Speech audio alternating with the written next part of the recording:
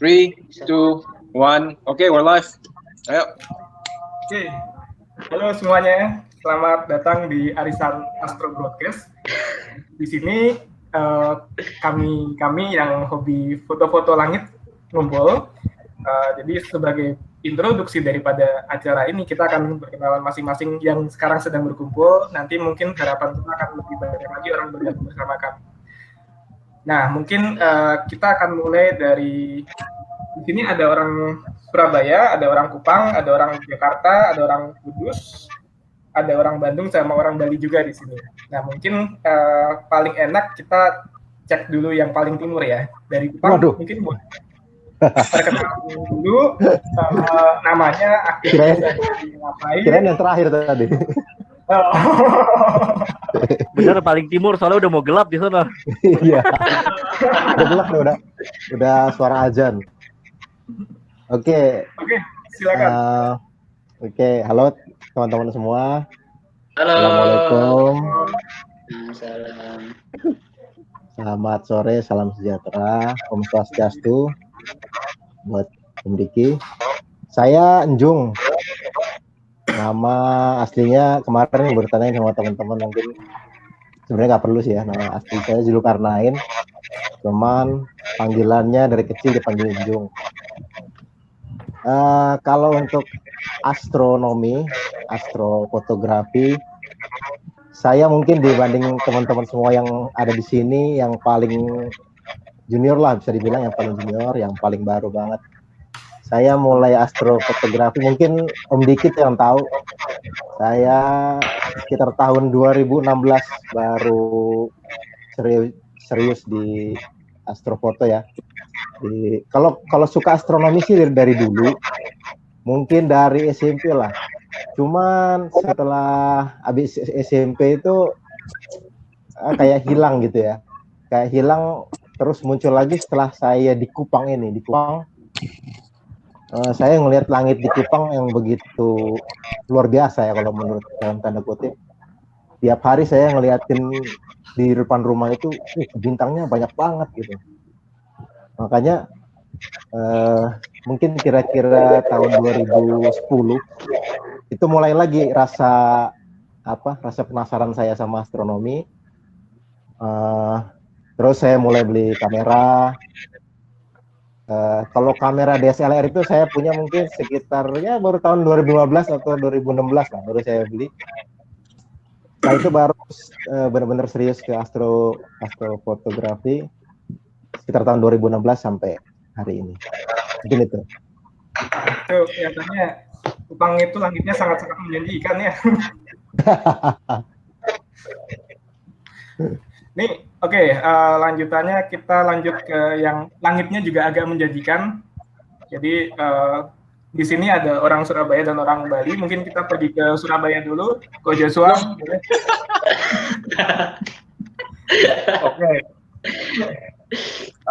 Salam kenal semuanya. Ya, dari Surabaya.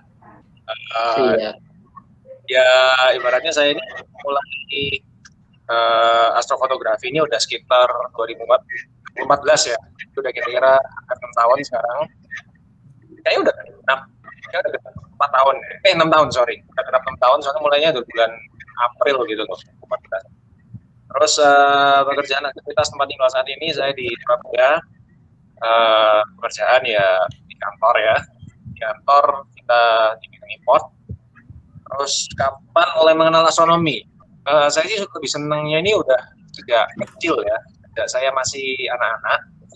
Cuma nggak pernah tersalurkan gitu. Di sekolah itu ada program yang ibaratnya benar-benar bisa membina saya gitu ya. Sebelumnya saya waktu kuliah suatu hari itu sempat ngambil pelajaran elektif astronomi. Katanya nilainya cukup bagus di situ. Jadi saya pikir-pikir ya nggak apa-apa. Mungkin saya ada something di bidang ini gitu loh. Terus saya balik Indonesia, kebetulan nonton filmnya itu di National Geographic Cosmos. Ini Degrasse Tyson. Akhirnya dari situ saya mikir-mikir beli teleskop pertama yang refraktor 70 mm. Dan dari itu mulai pikir, aku mau ngabadiin gambar-gambar ini pakai apa? Pakai kamera HP pertama. Terus kamera HP udah selesai. Terus mikir-mikir, ada DSLR di rumah. Beli kirim di adapter. Terus lama-lama tambah terjerumus, tambah spending banyak. Ya, Canduan ya. Snap ya. Kayak gitu. Jadi dari situ beli mountain, beli kayak Polari ya pertama ya. Terus lama-lama ya banyak koleksinya. Gitu. Terus saya sekarang ini kalau foto lebih juru, pengennya sih lebih fleksibel ya. Jadi saya pengen kalau bisa semua bisa. Ya saya ngerti approach ini saya ya karena being a master of everything doesn't mean that you're being good at everything doesn't mean you're a master at something gitu. Jadi maksudnya itu bukan suatu hal yang oke. Tapi saya lebih ingin untuk bisa lebih fleksibel lah. Gitu. Jadi saya pengen bisa menari, bisa putar, suatu hari kalau misalnya contohnya bisa beli teleskop Horizon Nova, sekarang sudah bisa Deep Sky, White Foot sudah bisa, dan untungnya barusan sudah bisa foto ISS. Wih. Udah terbukti lah. Coba lagi biar bisa lebih bagus lah tekniknya gitu. So sakit, nervous. Oke, sekian dari saya. Ya. Oke, sip. Terima kasih Joshua. Mungkin sekarang tadi kan kita dengar dari yang langitnya seringnya jernih. Nah, sekarang kita dengar dari langitnya seringnya nggak jernih nih. Mungkin boleh ke Om Raihan.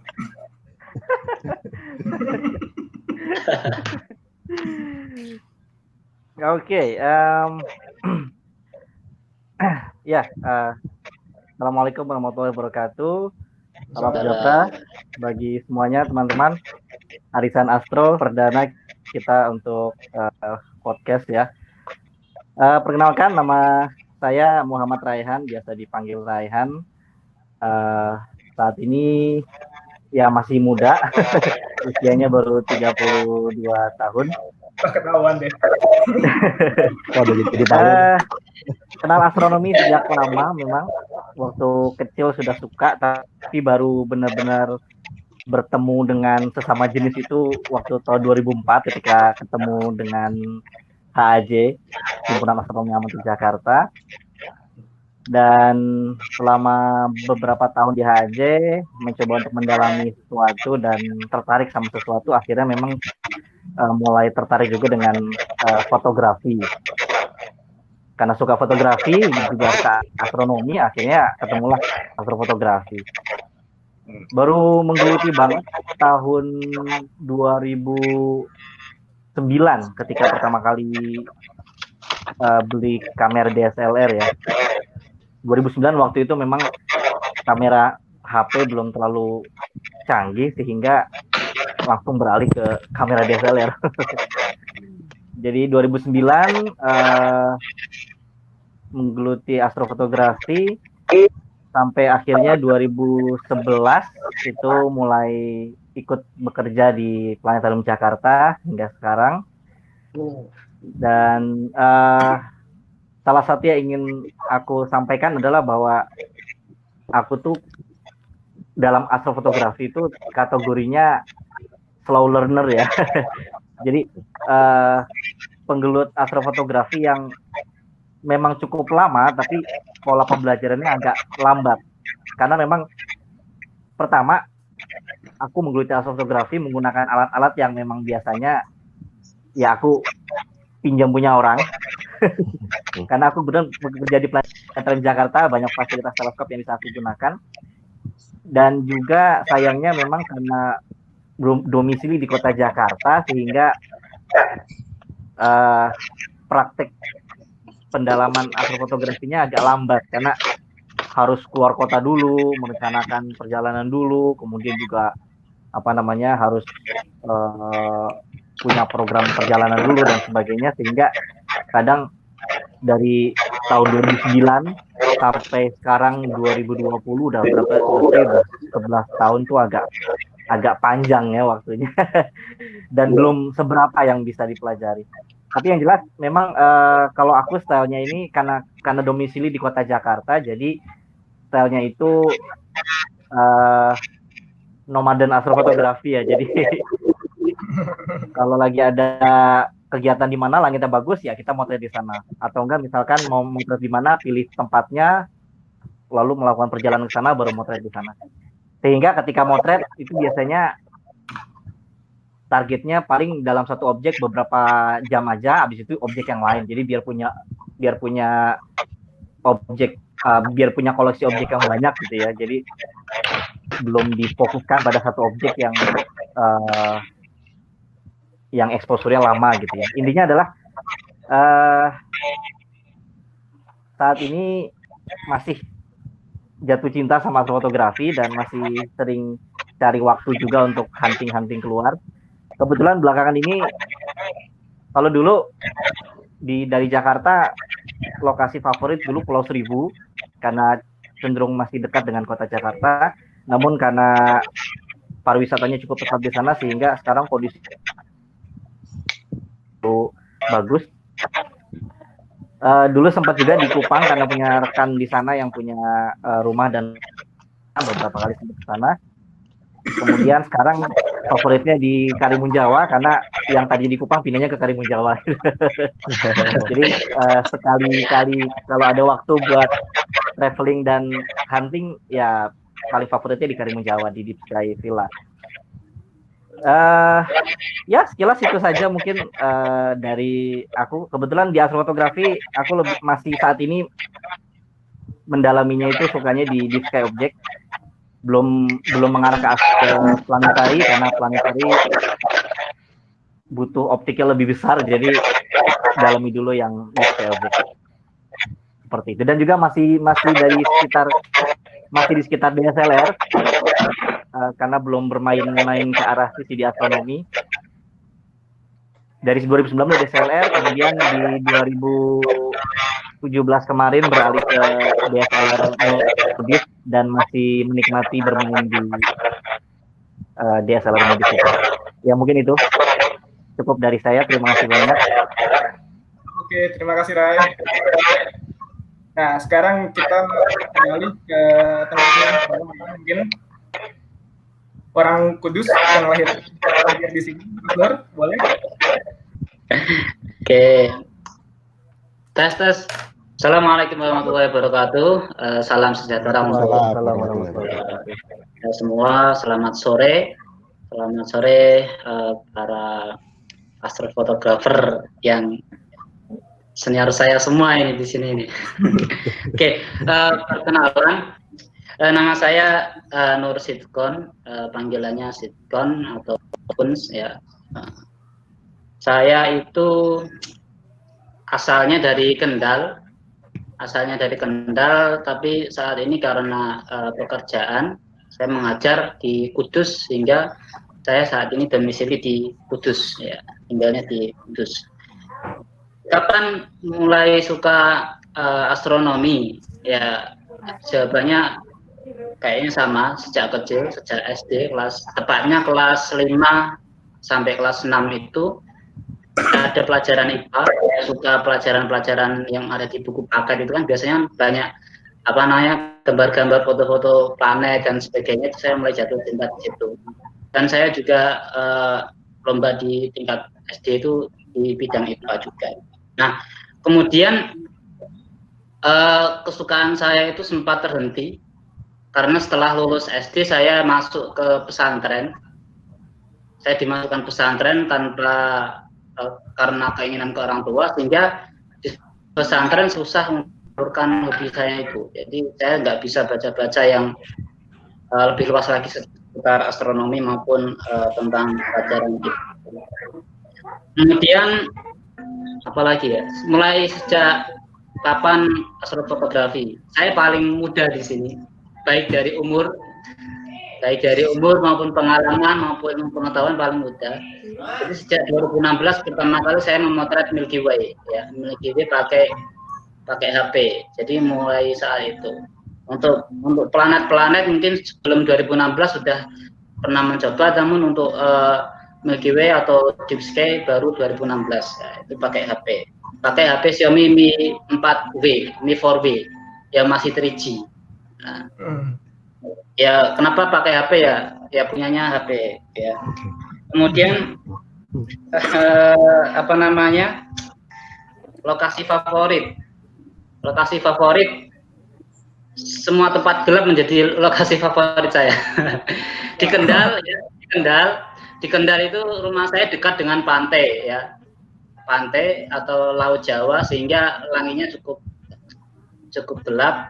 Di Kudus pun lokasi domisili saya sekarang di lereng Gunung Muria yang langitnya juga cukup gelap, jadi lebih betah lagi untuk astrofotografi. Nah, untuk pengalaman tentu tidak banyak pengalaman. Saya mulai dari SMA, mulai menggeluti bidang astronomi secara keilmuan. Tapi yang saya pelajari itu ilmu falak ya. Jadi di SMA Aliyah itu ada pelajaran ilmu falak, yang mana pelajaran ilmu falak itu mungkin bisa dikatakan mirip dengan astronomi ya, namun merujuk kepada benda-benda langit, bulan dan matahari pada khususnya, dan beberapa planet dan bintang-bintang. Jadi mulai dari situ, saya SMA itu hobi saya terhenti, namun saya mulai 2009 saya masuk SMA itu mulai ada ilmu falak. Nah, ketemu di situ. Ini ada pelajaran yang memang saya confirm di situ, saya minat di situ lah. Mulai dari situ saya mulai mendalami ilmu falak, yang mana ada astronominya, ada hubungannya dengan astronomi. Kemudian saya lulus SMA, kebetulan dapat beasiswa di Wali Songo Semarang. Sebenarnya pengen punya cita-cita ke ITB, tapi adanya yang mendekati astronomi itu di ilmu falak Semarang. Jadi saya masuk di falak Semarang, mulai mendalami secara keilmuan ilmu falak maupun astronomi secara praktis, mulai bergabung dengan himpunan astronomi Semarang dan organisasi astronomi di sekitar. Dan ya itu, untuk astrofotografi saat ini saya memang pakai HP atau smartphone. Jadi saya punya impian atau punya keinginan menggerakkan para semua orang yang dari bawah, dari kalangan bawah. Jadi saya belum bisa menyentuh kalangan atas yang mana menggunakan DSLR dan sebagainya, karena saya nggak punya gitu kan. Saya punyanya HP, jadi saya ingin menggerakkan gelombang baru orang yang kemungkinan suka astronomi ataupun astrofotografi dari bawah, sehingga semua orang bisa melakukannya gitu, pakai HP masing-masing, sehingga nanti ke depan saya punya gambaran Indonesia itu akan semakin ramai, astrofotografi itu akan semakin ramai, semakin banyak orang yang akan menyukai astronomi, semakin banyak orang yang akan fotografi. Karena apa? Karena dari bawah, benar-benar gelombang ini dari bawah, dari orang yang menggunakan smartphone, mulai dari ya yang mungkin masih sekolah, kemudian nanti kuliah, dan saya yakin ketika sudah berpenghasilan mereka akan upgrade sendiri, sehingga nanti akan banyak tersebar di Indonesia itu yang suka astronomi maupun astrofotografi. Oke, lokasi favorit khusus Dieng, Gunung Prau, karena saya suka mendaki. Oke, mungkin cukup sekian dari perkenalan saya, kurang lebihnya mohon maaf. Bisa lanjut ke tokoh yang lain. Ya, terima kasih Mas Dursito. Ya. Kalau walaupun smartphone tapi foto-fotonya keren tuh, bisa dilihat nanti. Anda.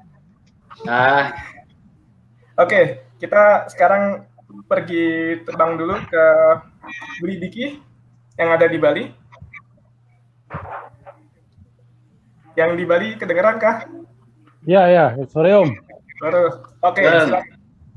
Ya, selamat sore teman-teman semua. Nama saya Diki. Selamat sore Om Diki. Domisili di Bali ya, di Denpasar, Bali. Saya tidak terlalu banyak karena awalnya sebetulnya di astrofotografi ini tarikan saya sebetulnya pada landscape fotografi awalnya. Kemudian berselang beberapa bulan ada teman yang menyarankan coba untuk lebih banyak tahu tentang astrofotografi. Kemudian mulai searching di Google, akhirnya ada ketertarikan juga. Kenapa? Karena di astrofotografi ini menurut saya 50%-nya itu lebih ke teknikal ya. Sementara sisanya baru ke mungkin seperti fotografi yang lain, yaitu ada sisi art-nya gitu. Sementara pribadi sebetulnya untuk art sama seperti blank gitu. Jadi itu sebabnya kenapa saya akhirnya dari landscape fotografi itu juga akhirnya tertarik ke astrofotografi karena ada sisi teknikalnya ini. Itu awalnya. Sebetulnya ada kendala juga ya awal-awal belajar astrofotografi karena belajar astrofotografi itu boleh dibilang hanya selang beberapa bulan dan saya mulai belajar pegang kamera, kemudian belajar landscape fotografi ya. Kenapa kendala? Karena ada beberapa poin yang boleh dikatakan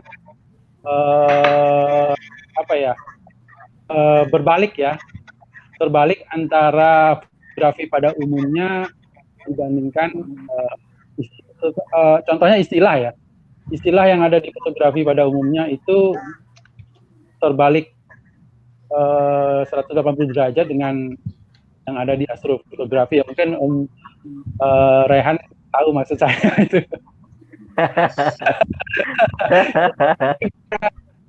Ibaratnya itu kita belajar belajar setir mobil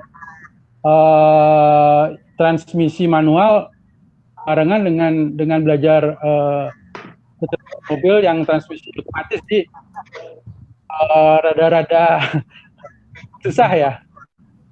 Itu kendala yang saya rasakan pada waktu awal-awal belajar astrofotografi. Kemudian untuk tempat-tempat favorit yang ada di Bali, sebetulnya ada juga.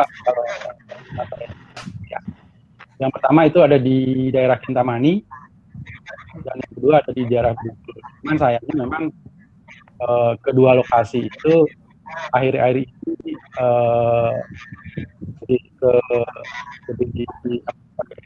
dibuat sebagai camping ground gitu ya. Jadi polusi cahayanya kan lebih dari di kota Denpasar sendiri ya, gitu.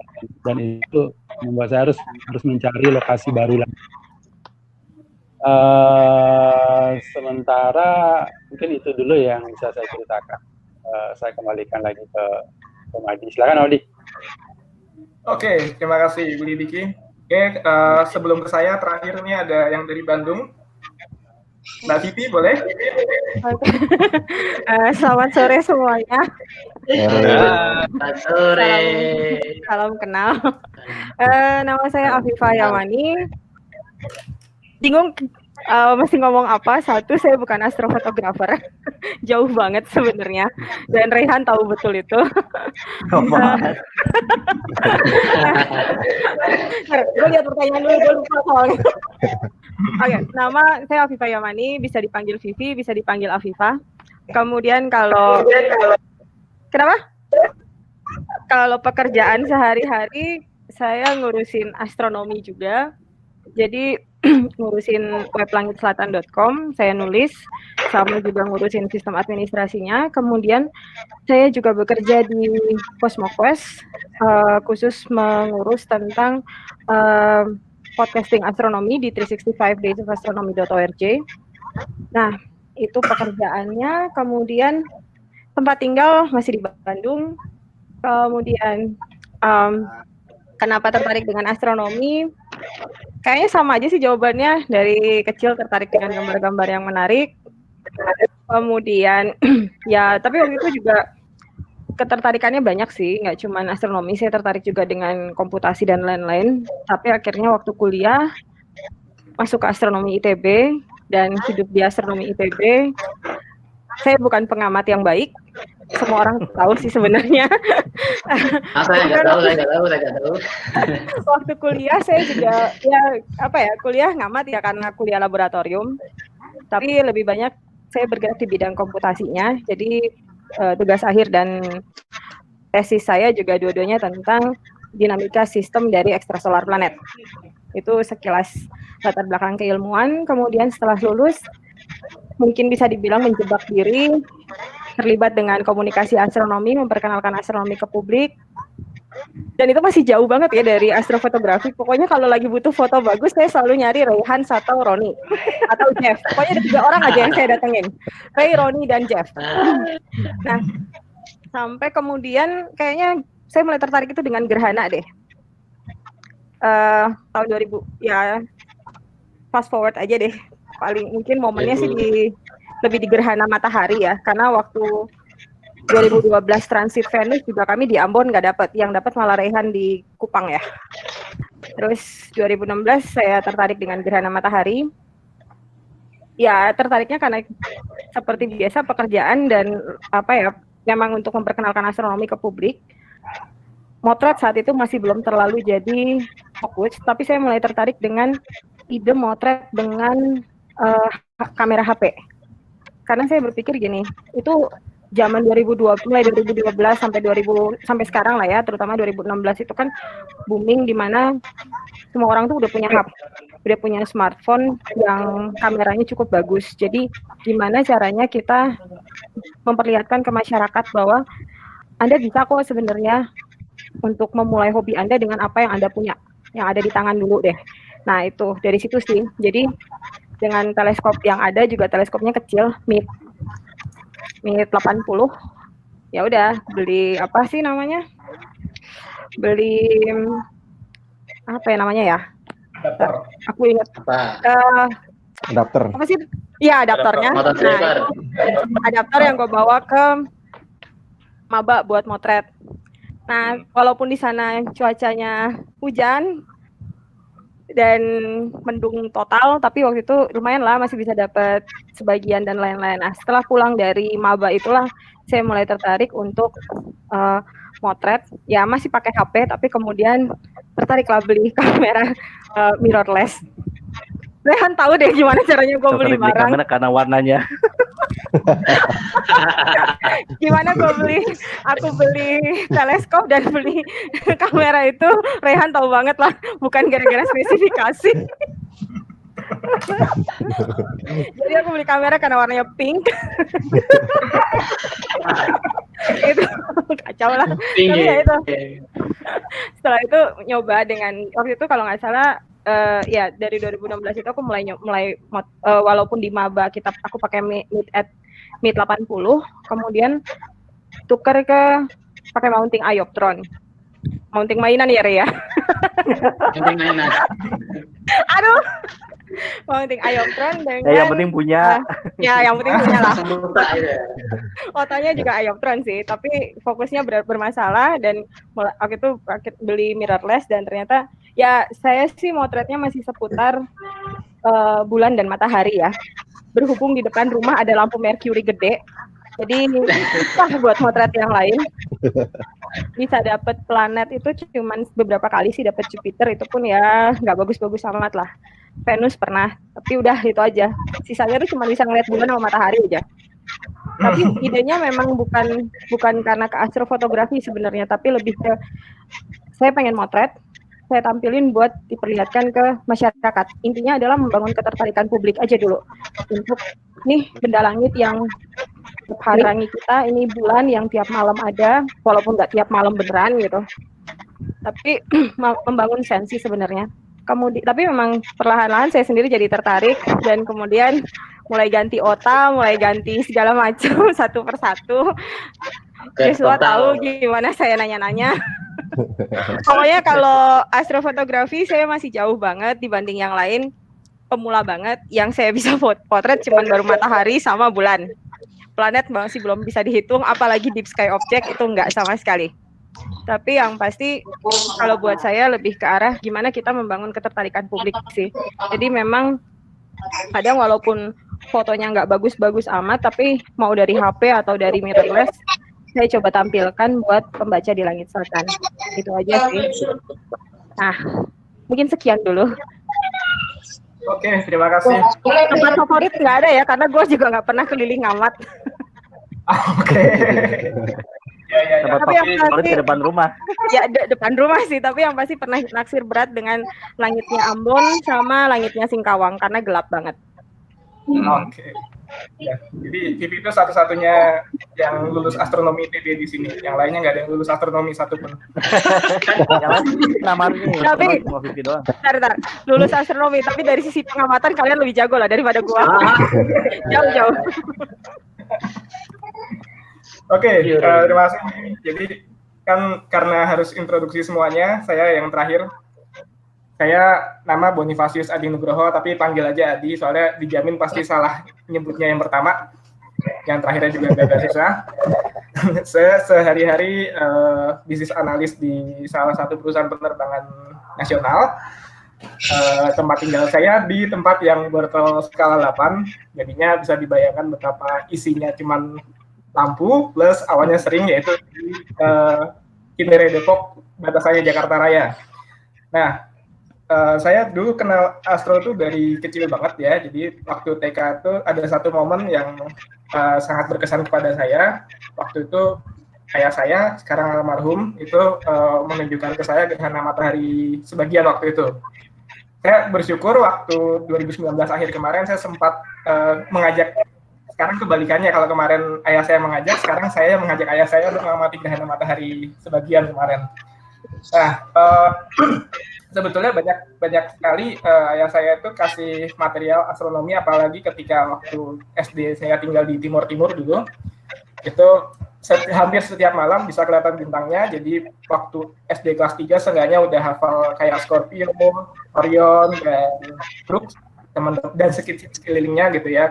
Terus waktu 96 kembali ke Jakarta, sayangnya ketika sudah kembali ke Jakarta baru ayah saya belikan teleskop. Jadinya ya yang bisa dilihat sangat terbatas. Telat ya. Nah, sudah telat. Nah, ketika di teleskop itu ya awalnya sih yang biasa dilihat ya cuman teleskop cuman bulan sama ini ya paling banter sama bintang-bintang tertentu gitu. Di situ pertama kali saya menemukan bahwa ada satu bintang besar sekali ketika dilihat pakai teleskop, ternyata bulat. Ada 4 titik di sekelilingnya. Nah, itu Jupiter gitu. Terus habis itu ada lagi nih bintang lain agak-agak dia agak seterang yang tadi, agak kurang terang, tapi ya berkedip. Oh, ternyata ada jinjitnya. Nah, Saturnus. Akhirnya mulai kemudian cari lebih lanjut, mulai bisa ngeliat Venus, mulai bisa ngeliat Merkurius, dan ternyata kayak Venus itu kan justru di fase sabitnya, kalau dia lebih terang daripada kalau fase purnamanya. Nah, saya pertama kali kenal astrofotografi dulu waktu zaman masih seluloid, jadi tahun 98 dulu, waktu zaman saya masih SMA awal, saya mulai explore, nyoba motret gerhana matahari cincin waktu itu 22 Agustus 1998. Nah, itu material itu saya bawa ketika tahun 99 ke Pak Widya Sawiter di HAJ, gitu, yang langsung ya udah masuk HAJ aja gitu. Nah, dan saya berkembang di Himpunan Astronomi Amatir Jakarta sampai 2003 kemudian saya lebih berpikir udahlah yang real aja daripada astronomi ketika itu. Untungnya sempat kenal sama Raihan yang belakangan jadi ketua HAJ gitu ya. Terus habis itu sempat mulai terpikir astronomi lagi ketika 2007 mulai coba-coba bikin klub kecil namanya Indo Sky Gazer, tapi nggak bertahan lama. Di situ akhirnya ketemu sama Vivi Afifah Yamani di sini. Itu jadinya waktu itu ada satu momen ke mana Vivi waktu itu 8 ya? 8. SS. Sky Gathering kalau nggak salah. Rehan datang deh. Rehan datang ya. Gitu. Jadi pokoknya ketemu Raihan sama Vivi di situ. Nah, kemudian lebih lanjutnya ini, saya ngerasa kok kayaknya ini ya, apa sih namanya, mulai boring dengan kegiatan sehari-hari. Akhirnya ketika 2016, jadi sebenarnya saya sudah mengincar gerhana matahari total 2016 itu dari tahun 2010 gitu. Jadinya pokoknya saya harus 2016 ngamat, intinya kayak gitu. Nah, ketika 2016 dilihat-lihat, kemana lu, ke Palembang, kemana, ke sini gitu. Akhirnya saya pikir satu alternatif yang paling murah buat saya karena ada om tante saya di Balikpapan. Dan itu pertama kali saya bisa ngelihat gerhana matahari total. Saya motret coronanya, sayang belly speed-nya gagal di potret dengan bagus. Gitu, itu pelajaran berharga di situ. Kemudian 2017 itu sempat berwacana sama Vivi soal astrotourism. Saya mulai ngulik-ngulik data iklim, ternyata kita bisa melihat bahwa kayak Surabaya, Bali, Kupang itu dia masuk ke dalam iklim tropical savana. Nah, itu juga terbukti dengan betapa Ko Joshua, kemudian kalau kita ngeliat pokoknya yang orang-orang ada di Bali, Surabaya, dan Kupang itu foto-fotonya jauh lebih banyak daripada orang Jakarta dan Bandung. Gitu. Jelas lah kayaknya. Udah pasti. Gitu. Akhirnya kemudian karena berwacana 2018 saya uji coba ke Kupang, motret sendiri. Ternyata waktu itu saya kebetulan ditemenin sama teman SD saya, anak orang di Mok sana. Saya minta dia bawa pistol karena kita akan pergi ke pedalaman yang benar-benar antah berantah. Yang sama sekali mobil itu sebisa mungkin hanya bisa lewat paling cepat seberapa jam sekali. Gitu. Itu namanya Fatuleu.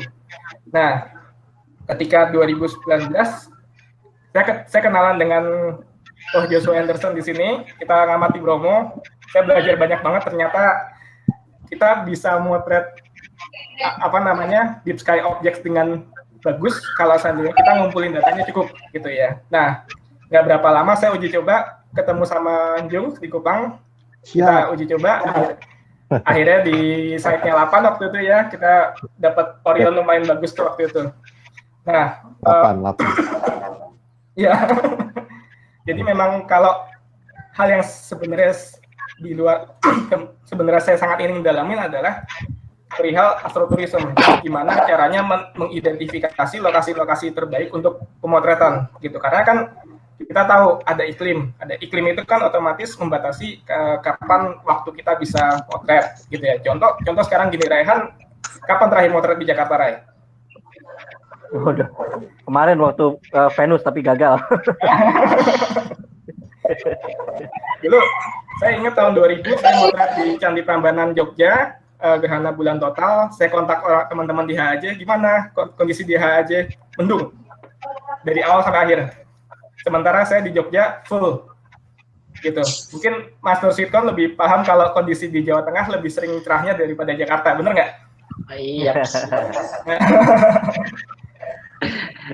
Sama Bridiki apalagi yang namanya di Bali pasti berasa banget itu sangat-sangat cerahnya, itu sangat-sangat sering gitu kan di sana gitu. Ya, tahun ini dibandingkan tahun kemarin itu jauh lebih cerah. Apalagi dengan banyaknya ini ya, orang mesti beristirahat di rumah dengan coronavirus ini, otomatis bisa lebih banyak lagi yang cerah. Bisa dilihat gitu. Nah, sayangnya kalau di Jakarta sama Bandung itu kondisi langit seperti itu agak-agak sulit untuk didapatkan gitu. Nah, makanya bagi saya pribadi lokasi favorit itu sebenarnya bukan di Kupang, tetapi ada satu lokasi favorit yang saya sangat pengen untuk bisa kembali lagi, itu namanya VKK. VKK itu ada di Timor Leste bagian selatan. Berharap lagi kalau bisa ke Lautem itu kalau dilihat di light pollution itu light pollutionnya termasuk yang borgol 1. Gitu. Nah mungkin kedepannya kita bisa planning itineraries buat jalan-jalan bersama gitu ya. Mungkin itu dari saya.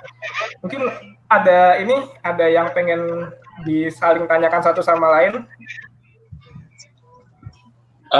Aku mau nambahin ya. Putus-putus. Putus-putus. Sekarang gimana? Jelas nggak? Bagus. Sekarang ada. Ya pokoknya intinya tadi aku barusan ngomong kalau kan Februari barusan kan aku dari New Zealand. Di situ bagus ya pokoknya. Ada satu tempat khusus dark sky preserve. Jadi benar-benar cagar alam, cagar astronomi lah. Gitu. Jadi kotanya itu benar-benar ditujukan untuk orang-orang yang mau ngamat langit. Lampu jalanan nggak boleh tiang. Dia hanya boleh pasak-pasak kecil-kecil di sekelilingnya aspal gitu. Selama nerangin jalanan nggak apa-apa, tapi lampunya itu cahayanya nggak boleh sampai menjalar ke atas. Toko-toko harus tutup jam 6 sore. Gitu. Jadi ya memang bagus banget lah tempatnya gitu loh. Jadi semua itu bahkan nyalain mobil itu nggak boleh ngedim. Boleh itu cuma pakai lampu kotak kecil gitu loh. Kalau dia ngedim gitu bisa kena polisi udah di sana, tegur gitu. Jadi benar-benar bagus deh kalau di situ. Mau jadi template astrotourism tentu cocok banget. Ya. Ya. Itu memang kalau untuk seperti itu akan sangat berpengaruh political will daripada lokasi situ juga ya. Jadi artinya kan otomatis yang namanya pemegang keputusan di situ tuh perlu kita deketin supaya bisa mengarahkan seperti itu gitu. Nah mungkin sebenarnya saya pengen dengar dari Om Jungs karena ada tempat yang sebenarnya kandidat potensial seperti itu. Mungkin bisa cerita Nekames ini. Iya, saya juga tadi begitu Om Jo itu ngebahas itu langsung nyambungin ke situ. Halo, suara kedengeran ya? Ya, siap. Iya, kayaknya sih yang di Opnas yang mau dibangun 8 itu, yang di Timau itu, mungkin arahnya akan ke sana, akan dibuat seperti taman taman langit gelap lah kayaknya istilahnya, taman langit gelap. Cuman memang lokasi Timau itu dari Kupang aja udah jauh banget. Saya juga belum pernah ke sana, sekitar mungkin kalau jalannya bagus itu 3 jam kalau jalannya bagus dari Kupang. Kalau sekarang mungkin sekitar 6 jam karena jalannya masih jelek. Mungkin Om Raihan yang udah pernah ke sana ya? Enggak, belum. Belum ya? Saya cuma dengar cerita juga, belum pernah ke sana. Mungkin itu. Terus yang Om Adi tanyain tadi, itu Nekamese itu, kalau Nekamese kemarin memang lokasinya dekat banget dari kota Kupang, sekitar 15-20 kilo. Tapi karena memang Kupang aja kotanya kecil, terus Nekamese itu ya di luar kota sedikit, itu masih gelap ya kalau dilihat dari peta light pollution itu masih bortel 2, bortel 3 gitu. Kemarin saya memang ada rezeki juga beli tanah di sana. Mungkin Om Jo juga udah tahu ada tanah kaplingan yang di situ ada sebuah hotel, ada hotel sekolah lapangan gitu namanya, sekolah lapangan Nekamese, yang punya itu anggota DPR Kupang. Dia memang bangun hotel itu untuk wisata alam gitu, hotelnya wisata alam. Nah di sekeliling hotel ini masih tanah kosong banget, memang rumah itu mungkin sekitar 50 meter baru satu gitu. Itu kalau saya sih memang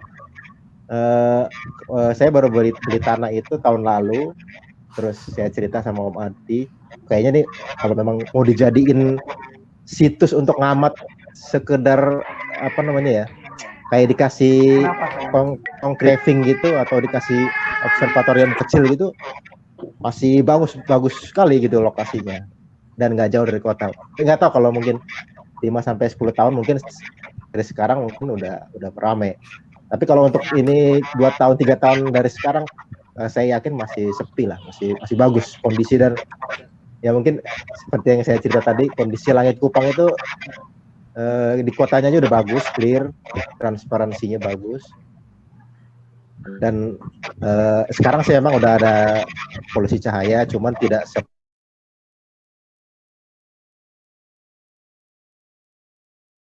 yang pasti kering banget di sana ya. Iya. 8 itu nggak ada hujan, cuma ada hujan tuh paling 2 bulan paling banter. Iya, kalau udah musim udah bulan-bulan Mei Juni ini udah pasti kering gitu. Sampai bulan September Oktober itu nggak bakal ada hujan ya udah. Udah kering banget loh. 2 kali saya ke sana, pas landing cuma sekali melihat awan, terus habis itu hilang awannya. Iya, awannya cuma kecil aja. Oke, mungkin yang lain ada yang mau nambahin?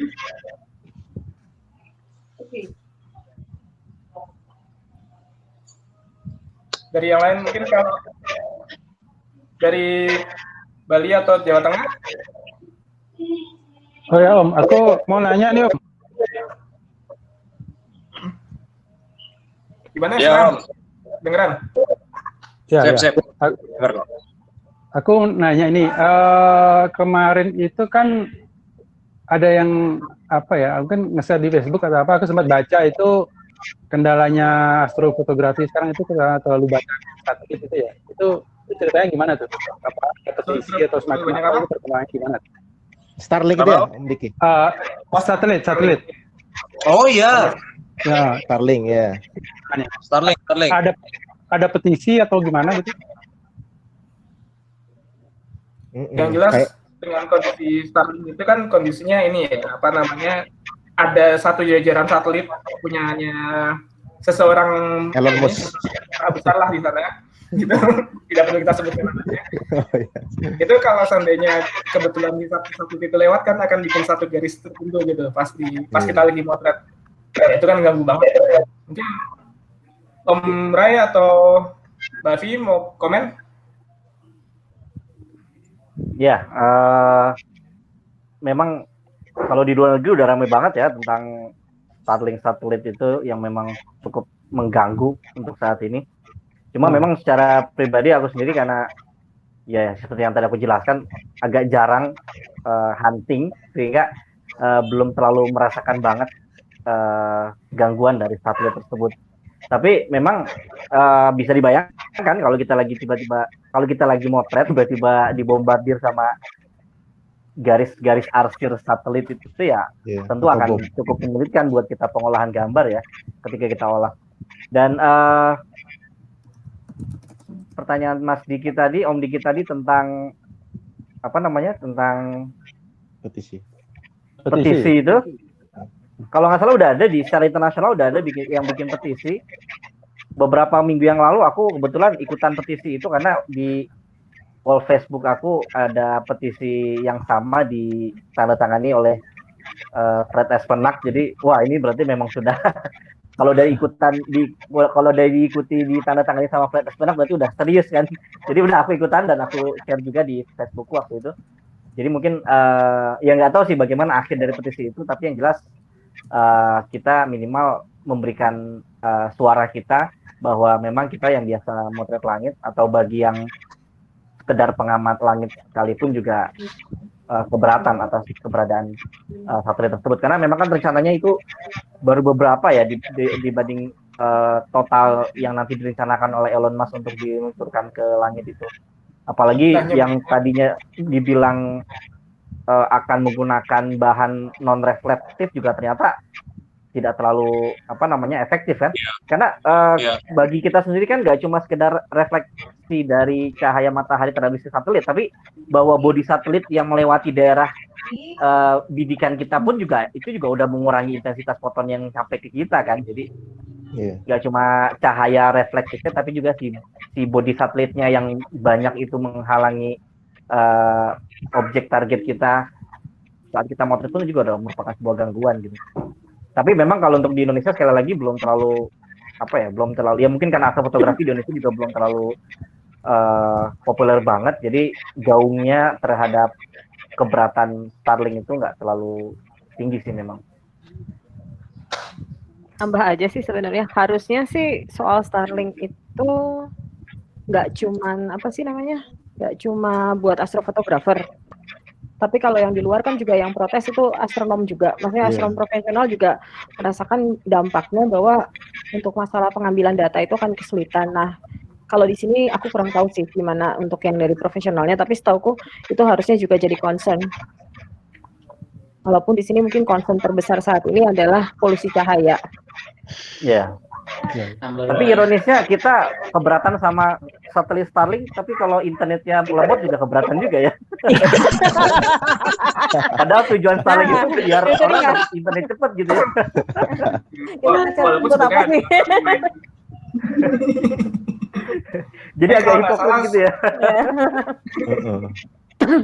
Sebenarnya ada teknologi lain selain satelit itu kan, Google itu pakai balon, ya itu namanya Project Loom.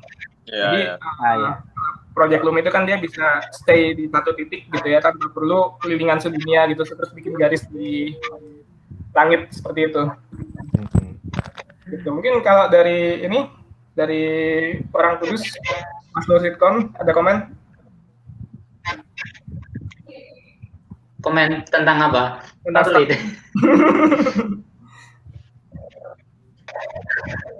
Sorry, saya potong bentar. Gimana?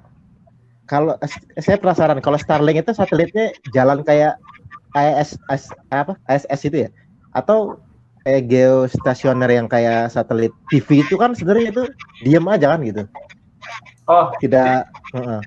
dia kelilingan soalnya, jadinya untuk mempertahankan posisi orbitnya dan dia membroadcast internet ke seluruh dunia, otomatis mau nggak mau kan dia harus keliling. Ya. Gitu. Jadinya karena dia mesti kelilingan, itulah yang kemudian di saat-saat tertentu kita akan melihat ada kayak satu garis. Sebenarnya garis itu kan jadi ketika kita motret long exposure gitu. Kalau kita cuma doang nggak akan kelihatan. Maksudnya cuma kayak. Saya kirain bayangan saya awalnya karena dia akan launching katanya sekitar 12.000 satelit ya. Kirain itu masing-masing orbitnya sendiri masing-masing gitu. Kirain stay gitu. Iya, jadi nanti ke depannya tuh yang salah satu yang dikhawatirkan adalah begitu. Kita akan melihat langit isinya cuma titik-titik itu. Satelit yang tadi ya jarang kelilingan gitu. Jadinya kalau seandainya kita motret atau kita ngamat gitu ya kan, misalnya tadi dibilang sama Mbak Vivi, buat astronom profesional juga jadi masalah ngumpulin data. Kenapa gitu ya? Misalnya kita lagi seneng-senengnya ngamat black hole nih di satu titik gitu ya. Misal kita udah punya kapabilitas untuk kayak gitu. Tahu-tahu ada satu satelit aja lewat ke depannya. Nah, ini kan jadinya bukan jadi black hole tapi jadinya kayak ada satu black hole tapi ada garisnya gitu kan. Kan nggak bagus juga gitu. Nah, itu juga akan menghambat kita kalau untuk ground based telescope untuk bisa bikin observasi-observasi lain. Jadi nggak hanya black hole ya, otomatis kita mau ngamat planet lah, mau ngamat nebula, mau ngamat star cluster gitu. Jadinya akhirnya seperti itu. Begitu ceritanya. Sebenarnya memang ya hal minor yang paling utama justru sebenarnya buat astronom profesional ya, karena mereka kan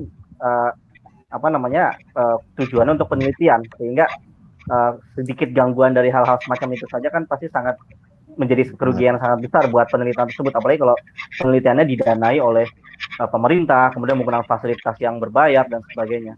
Ya justru kalau kita astrofotografer ya mungkin sekedar buat senang-senang doang, mungkin sebenarnya nggak terlalu bermasalah ya dibanding kalau astronom profesional yang mereka memang tujuannya untuk profesi dan penelitian. Juga ya. Om Rehan. Bisa jadi hiasan ya. Gimana? Buat astrofotografer bisa jadi hiasan gitu ya. Ya, kalau kita astrofotografer agak kesal-kesal dikit sebenarnya kalau mau dibalikin, lu kan cuma buat main-main doang. Kalau dibanding astronom profesional kan ya lebih serius lagi tentu impact-nya kan pasti implikasi lebih besar lah. Tapi ya sekali lagi tadi ya kita mendukung astronom profesional kebutuhan akan langit yang bersih tanpa ada gangguan satelit ya kita dukung lah. Seperti kalau kita mendukung selama ini terkait dengan kampanye langit gelap. Sekarang berarti kampanye langit bebas satelit. Mungkin kalau di sini ya kayak nambah dikit sih, kalau misalnya di sini kan observatorium itu masih dipakai oleh misalnya BOSHA ya dipakai oleh astronom ITB gitu kan. Nah, kalau di luar itu kan untuk observatorium yang ada setauku itu ada jatah jam yang bisa didapat dengan pengajuan proposal. Jadi ya semua. Jadi dalam setahun ada yang mungkin cuma dapat beberapa jam. Nah, kalau semuanya gagal kasihan juga. Dia udah nunggu berbulan-bulan gitu kan, apalagi yang bayar gitu, tiba-tiba pas lagi jamnya dia tiba-tiba dibombardir sama satelit, itu kan ngeselin banget. Akhirnya jadi salah kesimpulan penelitiannya ya. Iya, jadi salah kesimpulan karena banyak interferensi data. Sementara kalau di BOSKA mungkin atau di observatorium di kita mungkin kebanyakan dipakainya ya paling banter cuma sama mahasiswa ITB gitu.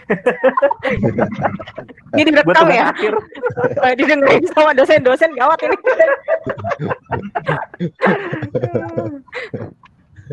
Ya, oke, mungkin itu obrolan kita kelihatannya kalau diteruskan akan jadi panjang kali lebar kali tinggi ya, bisa sampai besok kita nggak kelar-kelar jadinya nih. Nah, mungkin sebelum kita tutup sesi ini dari masing-masing ada ekspektasi ke depan seperti apa. Jadi kita sebenarnya ya ini mungkin nggak hanya terbatas sama astrofotografi ya, tapi juga sama astronomi secara umum. kira-kira ke depan tuh punya harapan seperti apa gitu. Mungkin saya berikan waktunya pertama ke Mbak Vivi. Kenapa jadi gua? Ya, Gua bingung. Nah, yang paling senior lah. Saya. Gue lagi usia deh. Harapan apa ya? Ya sebenarnya lebih ke arah kalau aku sih banyak kan di pendidikan astronomi. Gimana bangun apa ya awareness-nya masyarakat yang sekarang udah lumayan terbangun lah ya dari tahun 2009 sampai hari ini, mulai dari klub zaman tahun 2007 cuman berapa ya Rey waktu itu yang hadir di SSAG 5 apa 6 Iya, sekarang udah 50 lebih gitu yang di Janaka. Betul. Nah itu perkembangan yang sangat bagus, tapi kita masih terpusat di Jawa. Jadi gimana supaya semua area itu bisa dapat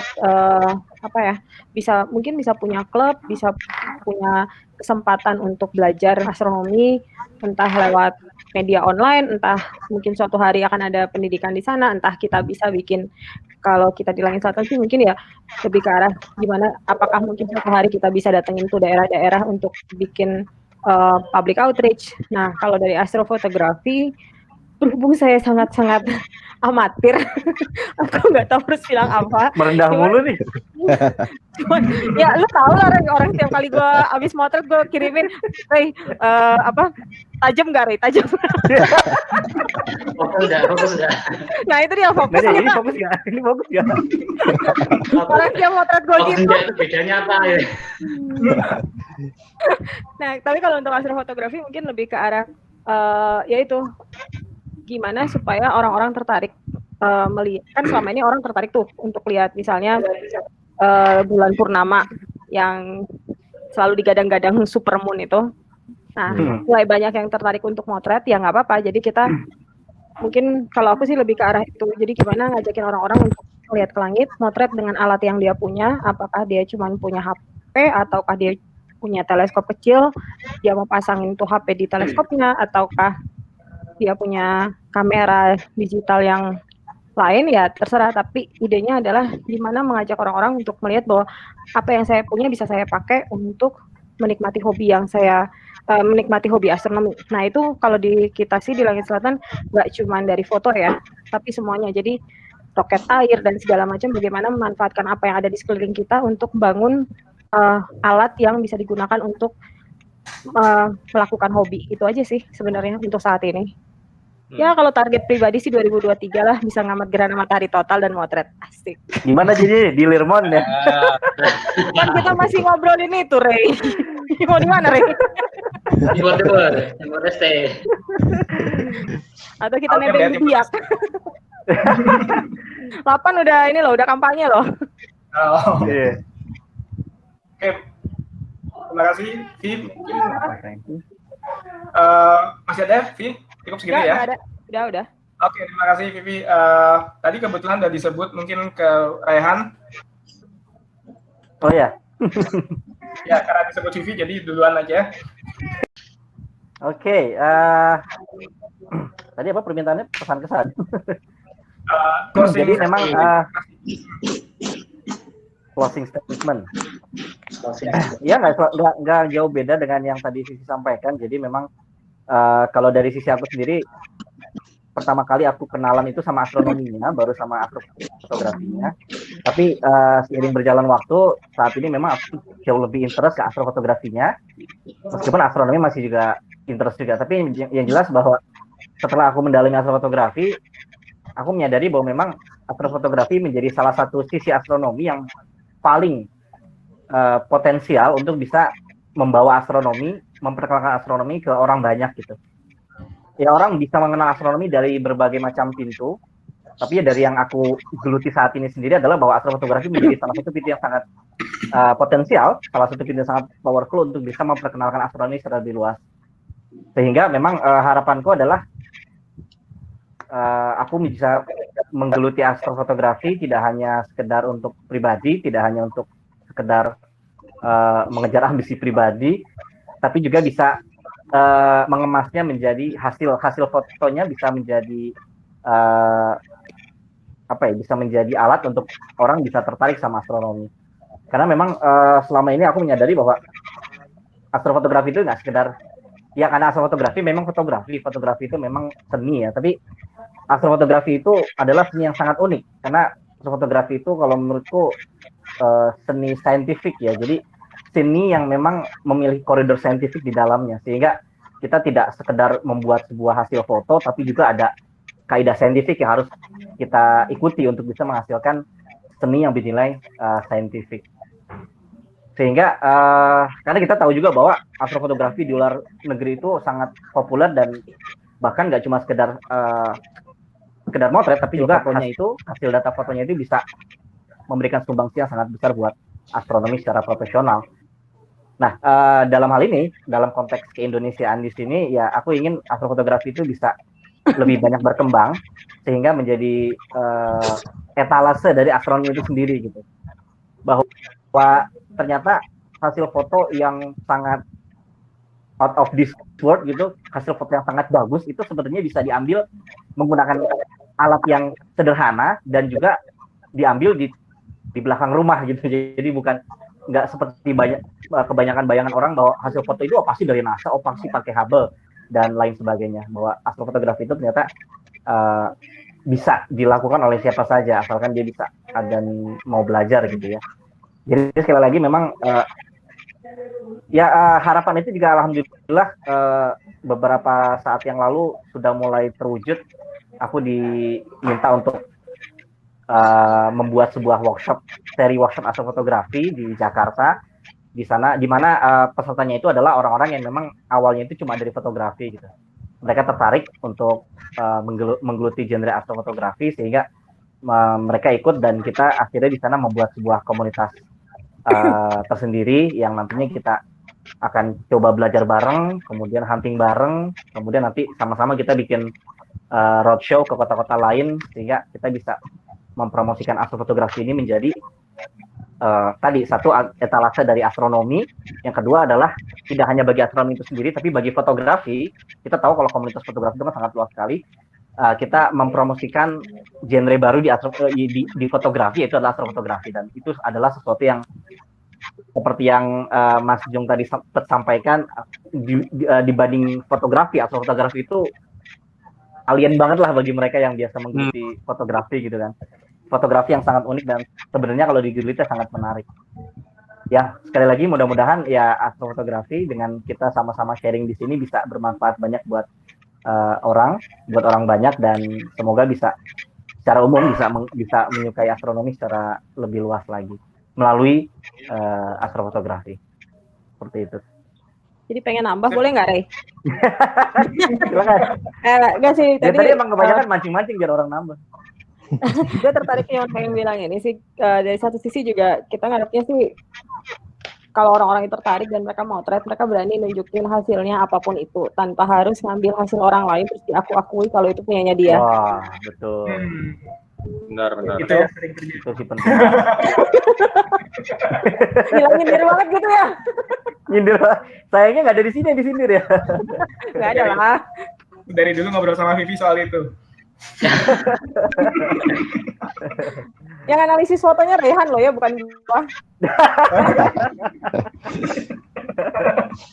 Ya nanti kalau ada kayak gitu lagi kita analisis bareng-bareng, kita tracing bareng-bareng lah.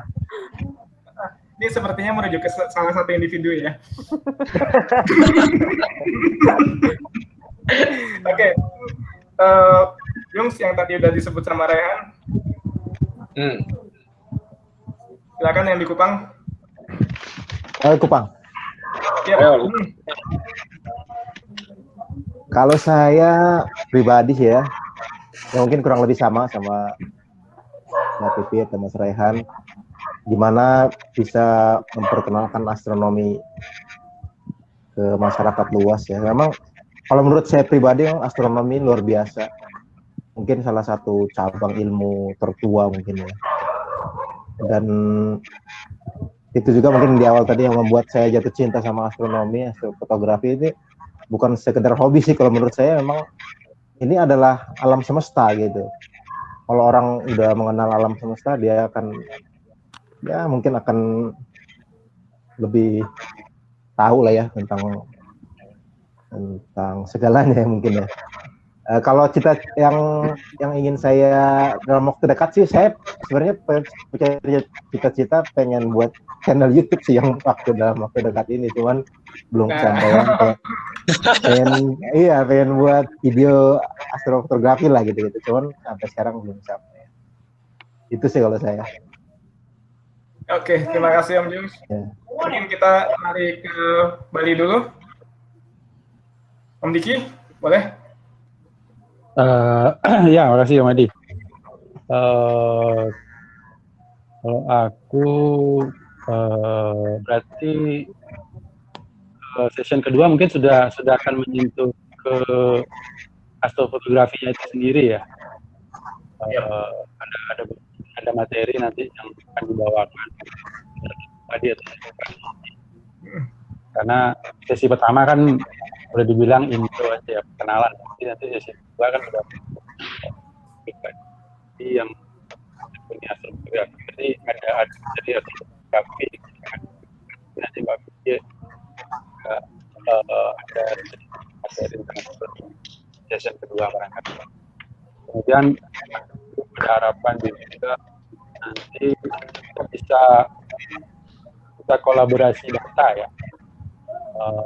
Contoh soal Skype.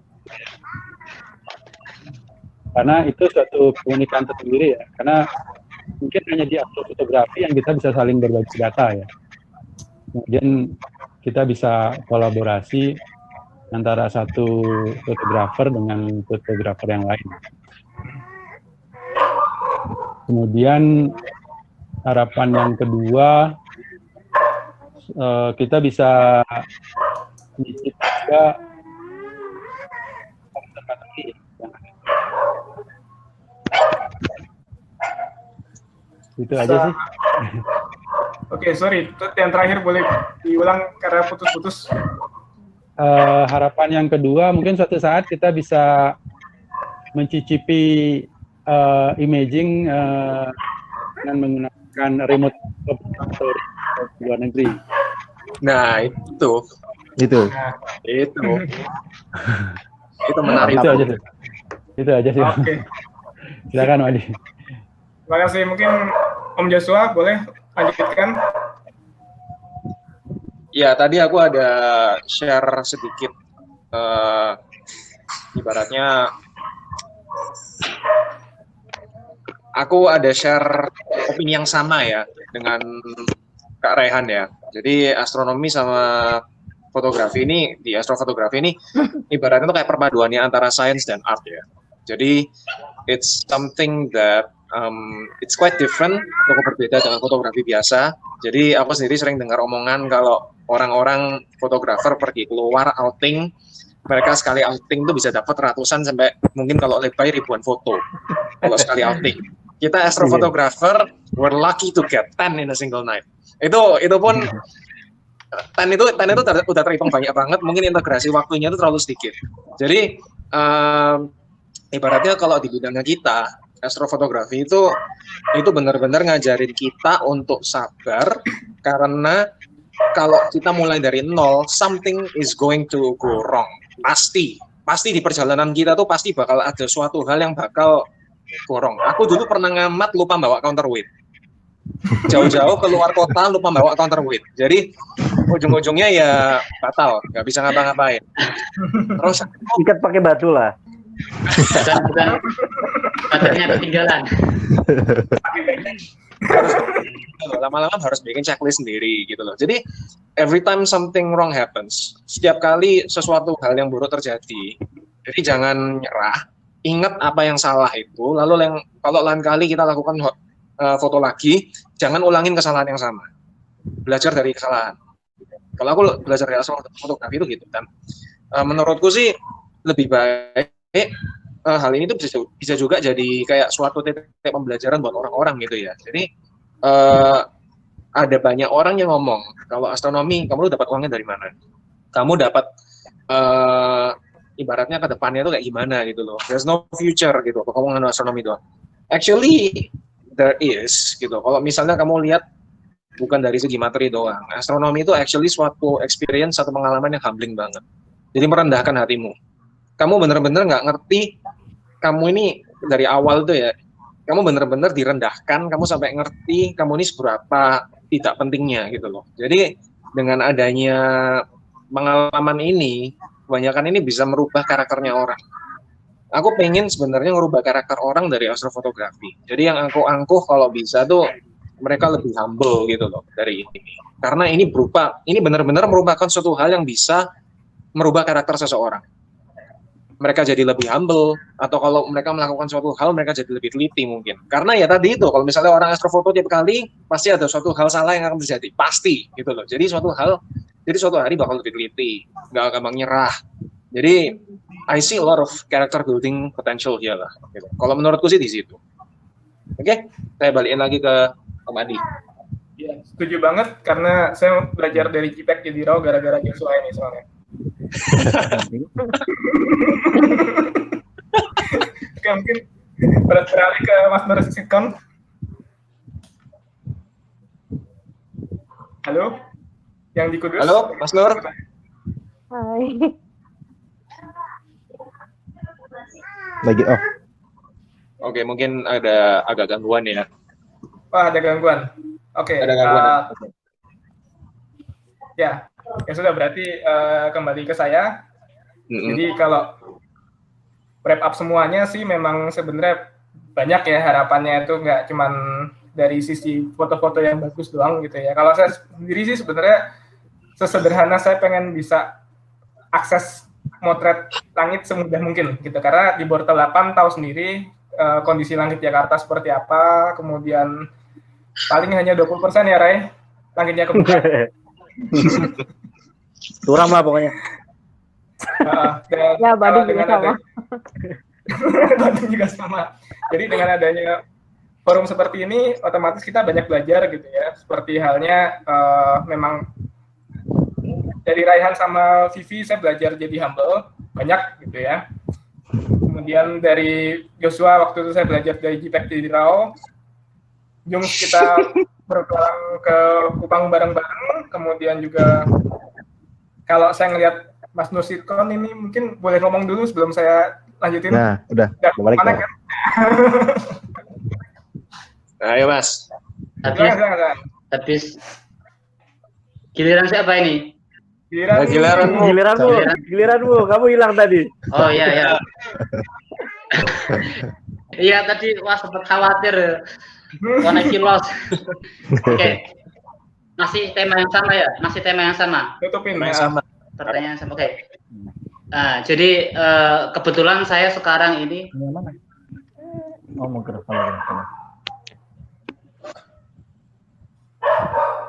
Ya. Macet enggak? Iya. Masuk. Oke. Halo? Iya, masuk, Mas. Ya. Itu masuk.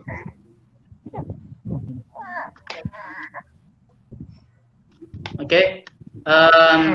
Kebetulan sekarang ini saya kan ngajar di Mahat Ali TBS Kudus ya. Mahat Ali TBS Kudus kalau nggak tahu itu perguruan tinggi berbasis pesantren, dan itu fokus ke ilmu falak atau biasa kita sebut Islamic Astronomy Concentration ya. Jadi saya harapkan itu ke depan. Jadi ada 3 golongan. Yang pertama orang yang suka astronomi, orang yang suka foto-foto, yang suka astrofotografi juga, dan orang yang suka ilmu falak. Jadi saya ingin menyasar 3 orang ini supaya juga mengabadikan indahnya langit malam. Jadi saya ingin menyasar 3 golongan ini. Jadi tidak hanya orang yang suka astrofotografi saja, tapi orang yang ahli falak atau orang-orang yang suka ilmu falak. Jadi saya ingin mengajak orang-orang mereka seperti mereka untuk juga memotret ya, objek yang mereka pelajari, tidak hanya secara teoritis, tapi juga bisa memotret yang mereka pelajari.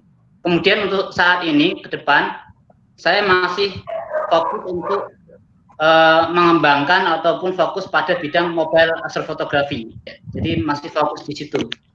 Karena kenapa saya membuat mobile astrofotografi dari awal, memang tujuan saya mobile fotografi lah yang pasarnya paling luas dibanding DSLR astrofotografi maupun CCD. Jadi mobile astrofotografi yang menurut saya itu bisa menyasar pasar yang paling luas, mulai dari low end, HP-HP yang murah-murah 1 jutaan itu sudah bisa, kayak Mi 4, Xiaomi, dari LG ada LG G4, dari seri OnePlus ada OnePlus One, itu 1 jutaan itu udah bisa untuk memotret deep sky ya.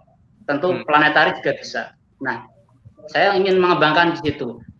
Dan saya harapkan nanti ini bisa menciptakan gelombang baru orang yang mulai menyukai astrofotografi. Jadi tidak hanya genre smartphone fotografi ataupun fotografi di bidang modeling atau landscape ataupun makrofotografi, tapi saya ingin bidang mobile astrofotografi juga bisa sepopuler genre fotografi smartphone yang lainnya juga. Jadi makrofotografi, modeling, landscape itu astrofotografi juga bisa bersaing di situ. Nah, sehingga nanti ke depan gelombang dari bawah ini nanti akan berkembang dengan sendirinya yang akan memunculkan tokoh-tokoh atau orang-orang yang di bidang astrofotografi ataupun astronomi. Karena dari bawah ke depan mereka saya yakin akan berkembang dengan sendirinya.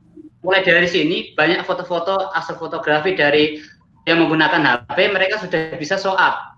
Mereka sudah percaya diri meskipun mereka masih pemula atau katakanlah masih ala kadarnya.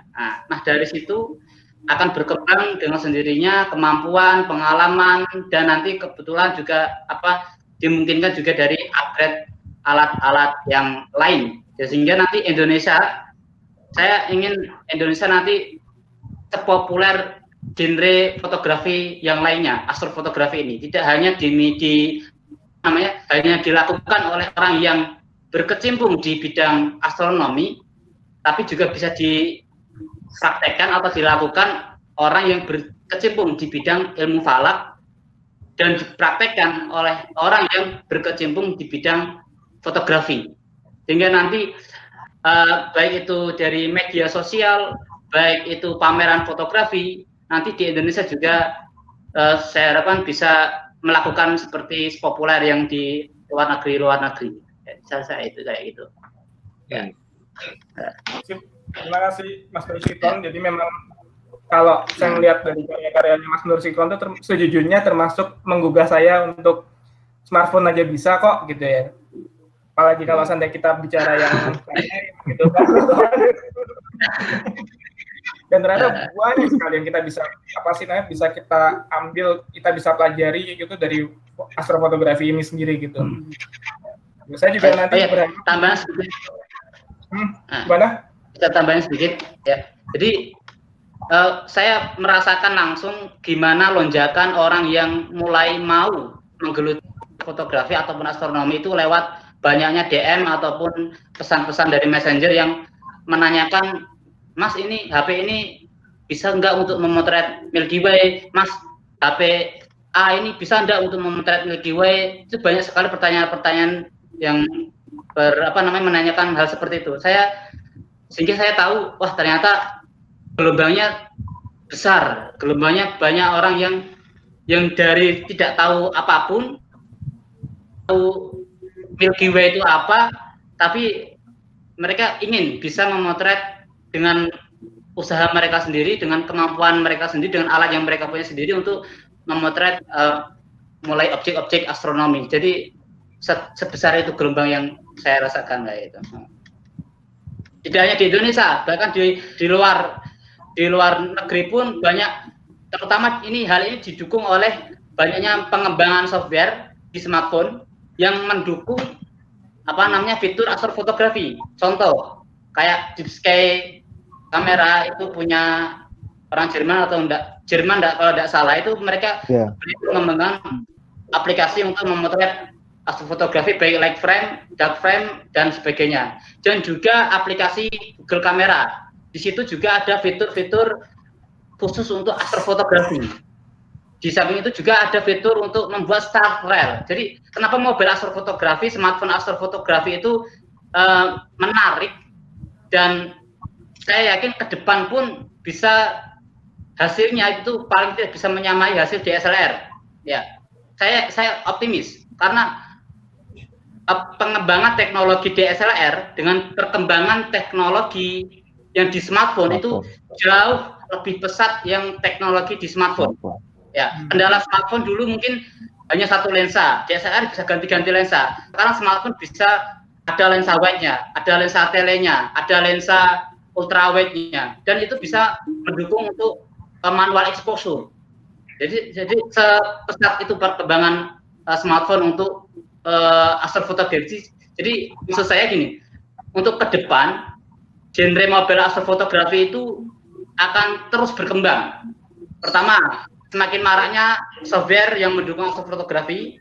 Kedua, semakin banyaknya update atau kamera-kamera teknologi kamera yang semakin berkembang di smartphone itu sendiri. Ya, jadi hal-hal yang dulunya itu menjadi halangan astrofotografi menggunakan smartphone, mulai sekarang dan ke depan itu akan menjadi sudah terselesaikan. Masalah lensa, mungkin saat ini masih aperture ya, aperture yang masih belum bisa masih belum bisa menyamai DSLR, tapi itu nggak masalah karena aperture di smartphone sekarang sudah besar-besar, dan juga sensor kamera pun sekarang ini sensor kamera juga sudah besar-besar ukurannya.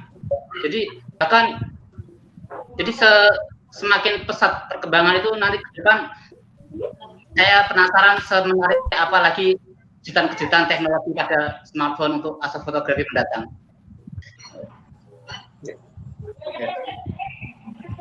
Oke, terima kasih Mas Nursikon. Ternyata masih banyak lagi harapannya. Saya jamin akan lebih banyak lagi ketika kita kembangkan lebih lanjut ya.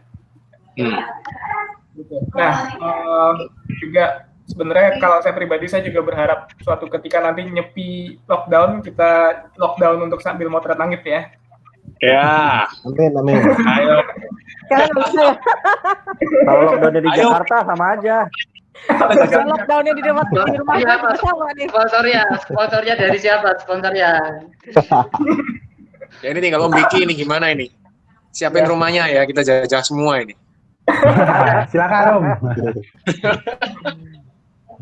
Oke, saya rasa banyak ya sebenarnya yang kita bisa omongin, jadinya mungkin kita akan lanjut nanti di episode-episode selanjutnya. Pantau terus di channel ini.